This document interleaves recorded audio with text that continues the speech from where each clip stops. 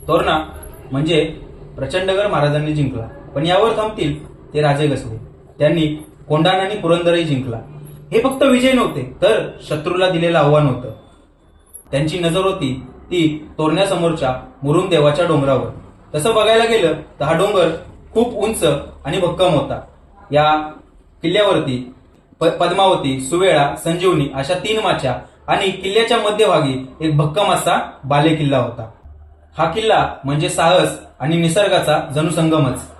आदिलशहाने अर्धवट बांधून सोडलेला हा किल्ला छत्रपती शिवाजी महाराजांच्या नजरेत बसला आणि छत्रपती शिवाजी महाराजांनी याच किल्ल्यावर आक्रमण केलं आणि हा किल्ला जिंकून घेतला.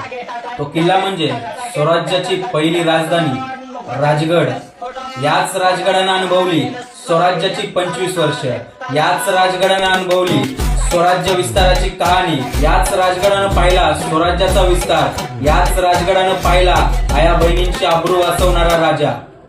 या किल्ल्याचं वर्णन करताना जेम्स डग्लस म्हणतो, राजगड आणि तोरणा हे दोन्ही किल्ले उभ्या स्वरूपाचे असून राज्य विस्तारासाठी या किल्ल्यांचा भरपूर उपयोग झाला. तसेच साकीब मुसद्दी खान म्हणतो, राजगड हा अतिशय उंच, त्याची उंची पाहता सर्व किल्ल्यात तो श्रेष्ठ. त्याचा घेरा 12 कोसाचा. त्याच्या मजबूतीची कल्पनाही करवत नाही. इथे फक्त पावसालाच वाट मिळू शकते, बाकी कुणीच इकडे फिरकू शकत नाही.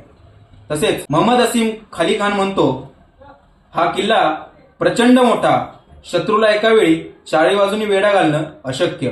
म्हणूनच बोललो होतो, राजे दूरदृष्टी आहेत, कारण स्वराज्याचा राज्यकारभार करायला असाच किल्ला हवा होता.